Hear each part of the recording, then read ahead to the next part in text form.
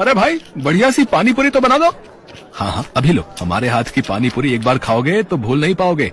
दुर्गापुरी का चटोरी बाजार खाने पीने के लिए मशहूर था। वहाँ पर कई तरह के खाने का सामान मिलता था। चटोरी बाजार में दूर दूर से लोग खाने का स्वाद चखने के लिए आते थे। उस बाजार में माधव की पानी पूरी की दुकान काफी मशहूर थी। वहाँ पर लोग दूर दूर से पानी पूरी खाने आते थे। माधव के ही बगल में दिनेश की सब्जी की दुकान थी। वे दोनों आपस में बहुत अच्छे दोस्त थे। उनके ठीक सामने रिंकू की फायर पान के नाम से दुकान थी। रिंकू स्वभाव से थोड़ा झगड़ालू था, जिस कारण माधव और दिनेश की उससे नहीं बनती थी। एक शाम दिनेश माधव से कहता है, अब चल भी भाई, कितने नोट कमाएगा? दुकान बंद करने का समय हो गया। हाँ हाँ, बस चल रहा हूँ। थोड़ा सामान रह गया था, उसे ही समेट रहा हूँ। अच्छा, क्या तू जानता है कि ये रिंकू 2 दिन से दुकान क्यों नहीं खोल रहा? अरे मुझे क्या पड़ी है भाई उसके बारे में पता करने की। गया होगा कहीं नैनीताल ऋषिकेश घूमने। फेसबुक पर उसकी पोस्ट नहीं देखता क्या तू? है उस पर अपनी दुकान का अच्छा खासा प्रचार कर लेता है वो। साथ ही अपनी दुकान का यूट्यूब चैनल खोल रखा है उसने, वहाँ से भी खूब नोट छाप रहा है वो। उसकी दुकान तो पूरे देश में फेमस है भाई, पता तो है तुझे? हाँ भाई, ये बात तो सही है। उसकी दुकान कुछ अलग है, इसलिए इतनी मशहूर है। इसके बाद दोनों घर की ओर निकल पड़ते हैं। बातें करते करते दोनों घर पहुंच जाते हैं और फिर अगले दिन सुबह सुबह दिनेश घबराते हुए माधव को फोन करता है। हेलो माधव, हम बर्बाद हो गए यार। तूने देखा क्या हुआ हमारी दुकान का हाल? ठीक से बोल यार, क्या हुआ? तू इतना घबराया हुआ क्यों लग रहा है? अरे तू जल्दी से न्यूज खोल कर देख यार, हम बर्बाद हो गए मेरे भाई, हम बर्बाद हो गए। हाँ हाँ, मैं अभी टीवी ऑन करता हूँ। माधव जल्दी से न्यूज चैनल खोलता है। नमस्कार, मैं आरती। इस वक्त की ब्रेकिंग न्यूज। आप सीधा प्रसारण देख रहे हैं दुर्गापुरी के चटोरी बाजार का। चटोरी बाजार में हुआ बड़ा हादसा, लगी भीषण आग, एक साथ 80 दुकानें जलकर खाक। जानमाल को पहुंचा भारी नुकसान। फायर पान की दुकान में हुआ भयंकर हादसा। हादसे में दुकान मालिक की गई जान, साथ ही उसके आसपास की सभी दुकानें हुई जलकर खाक।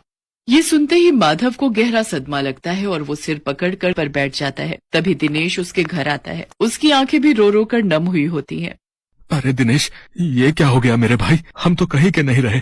न जाने रिंकू के बारे में हम कल क्या क्या बोल रहे थे। हमें क्या पता था भाई इतनी जल्दी हमें छोड़कर चला जाएगा। चल यार दिनेश, अपनी अपनी दुकान की हालत देख कर आते हैं। हाँ जल्दी चल, अब रोने से कुछ नहीं होने वाला। फिर दोनों अपनी दुकान देखने चले जाते हैं। हम लोगों को अब नए सिरे से अपनी जिंदगी शुरू करनी होगी। हम जिस हालत में थे वहाँ तक पहुँचने में तो हमें कई महीने लग जाएंगे। भगवान इस हादसे में जान गंवाने वाले लोगों की आत्मा को शांति दे और उनके परिवार वालों को शक्ति प्रदान करे।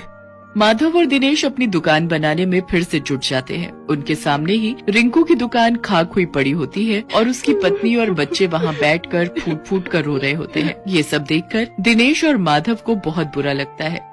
भगवान भी कैसे कैसे रंग दिखाता है। कुछ समय पहले ये दुकान कितनी मशहूर थी और आज मिट्टी में मिलकर खाक हो गई है। मैं जब भी रिंकू की दुकान की तरफ देखता हूँ मुझे बार बार उसकी याद आती है। हाँ, वो पहला लड़का था जिसने फायर पान की दुकान शुरू की थी। धीरे धीरे माधव और दिनेश की दुकान पटरी पर आने लगती है। माधव और दिनेश जब भी रिंकू की दुकान की तरफ देखते तो उन्हें बहुत दुख होता। फिर एक दिन माधव दिनेश से कहता है, दिनेश, मुझे लगता है हमें रिंकू के लिए कुछ करना चाहिए। लेकिन हम कर भी क्या सकते हैं भाई? मेरे दिमाग में एक आइडिया है। क्यों ना रिंकू के फायर पान से प्रेरणा लेकर हम फायर पानी पूरी बनाएं, लेकिन इसका क्रेडिट हम रिंकू को ही देंगे। आइडिया तो बहुत अच्छा है भाई। रिंकू के लिए इससे अच्छा ट्रिब्यूट भला और क्या होगा? और क्या पता ये आइडिया हमारे लिए भी काम कर जाए और हम भी फेमस हो जाएं। इसके बाद माधव और दिनेश मिलकर एक फायर पानी पूरी की दुकान शुरू करते हैं और अपनी दुकान पर रिंकू की एक बड़ी सी फोटो लगाते हैं जिस पर लिखा होता है ट्रिब्यूट टू रिंकू फायर पान वाला। वहीं एक बड़ा सा पोस्टर लगा होता है जिस पर रिंकू के फायर पान से लेकर फायर पानी पूरी वाले तक की पूरी कहानी लिखी होती है। धीरे धीरे उनकी पानी पूरी बहुत फेमस हो जाती है और दूर दूर से लोग उनकी फायर पानी पूरी खाने आते हैं। मैंने कहा था ना, तेरा ये आइडिया बहुत काम आएगा। हाँ, और रिंकू की आत्मा को भी ये देखकर कितनी खुशी होती होगी। मुझे लगता है अब समय आ गया है जब हमें भी अपना एक यूट्यूब चैनल खोल लेना चाहिए। भाई वाह, मैं भी यही कहने वाला था।